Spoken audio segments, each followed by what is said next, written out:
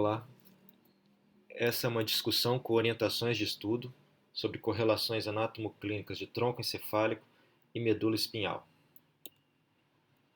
Nessa discussão, vocês devem estudar sobre os reflexos integrados do tronco encefálico. Devem conhecer as suas vias aferente e eferente, e também o local por onde essas informações estão atravessando.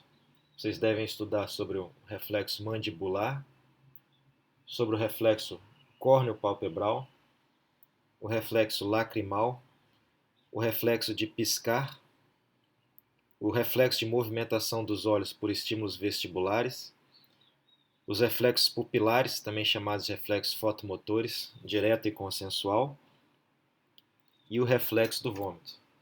Todos esses reflexos devem ser conhecidos por vocês em seus segmentos aferentes e eferentes, como esses reflexos são elucidados, para que nós possamos discuti-los no futuro.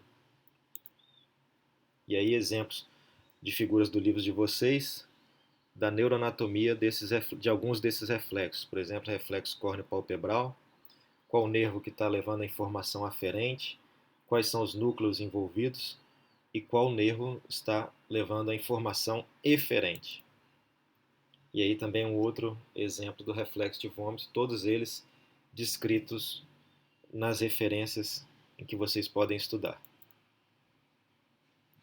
E aí mais um exemplo do reflexo, de um desses reflexos, reflexo mandibular ou mentaniano. Quais são, na verdade, qual o nervo craniano que estará envolvido nesse reflexo? É isso que vocês têm que estudar. Partindo para síndromes medulares, obviamente que vocês devem conhecer a anatomia da secção medular, onde estão dispostas as fibras no funículo anterior, funículo lateral, funículo posterior, e quais são as informações que esses tratos ou fascículos estão levando. É importantíssimo que vocês conheçam essa anatomia para que entendam as possíveis lesões medulares. É importante que vocês reconheçam os níveis medulares, os níveis sensitivos, relacionados aos dermátomos, por exemplo.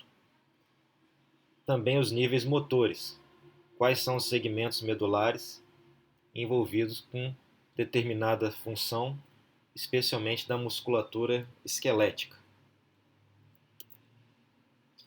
É importante que vocês leiam com atenção esse slide para que entendam como o paciente se manifestará de forma diferente dependendo do nível em que houve a transecção completa da medula espinhal.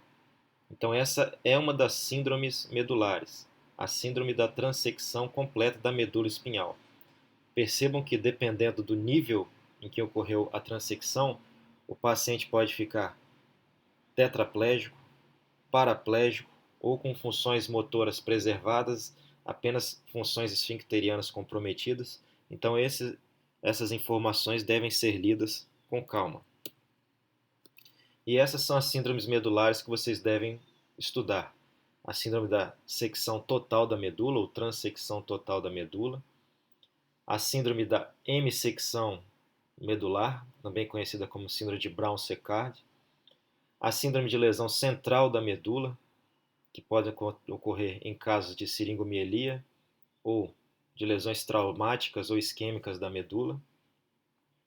Lesões anteriores da medula, que podem envolver, por exemplo, poliomielite ou lesões traumáticas, lesões vasculares. E lesões posteriores da medula, como, por exemplo, tábios dorsais, com envolvimento dos fascículos graxo e cuneiforme. Vocês devem reconhecer essas lesões e saber qual quadro clínico elas podem acarretar. Sobre as síndromes de tronco encefálico, é importante que vocês entendam as síndromes alternas ou síndromes alternadas. São as síndromes em que há um déficit neurológico contralateral à lesão e alteração de algum nervo craniano específico ipsilateral à lesão. E vocês vão ter também o estudo sobre as síndromes de tronco encefálico em níveis bulbar, de ponte e de mesencéfalo.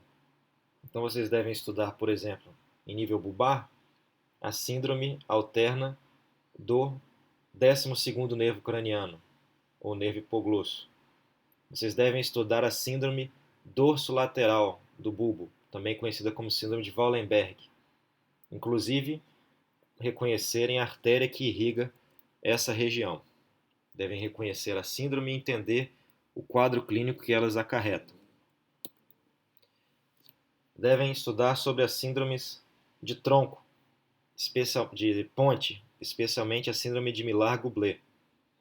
Nessa síndrome, vocês devem estudar sobre paralisia facial, reconhecendo a diferença entre paralisia facial central e periférica, e também os estrabismos secundários a lesões de nervo craniano. No caso da síndrome de Millar-Gublé, o estrabismo secundário é lesão de sexto nervo craniano, o nervo abducente, reconhecendo como mais uma síndrome alterna de tronco encefálico. Há também síndromes de tronco encefálico de nível mesencefálico.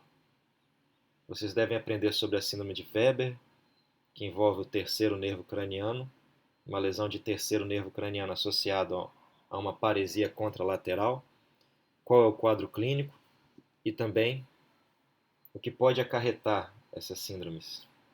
A síndrome de Benedict, que envolve o núcleo rubro e o leminisco medial, e também as síndromes posteriores de mesencéfalo, especialmente a síndrome de Parinot.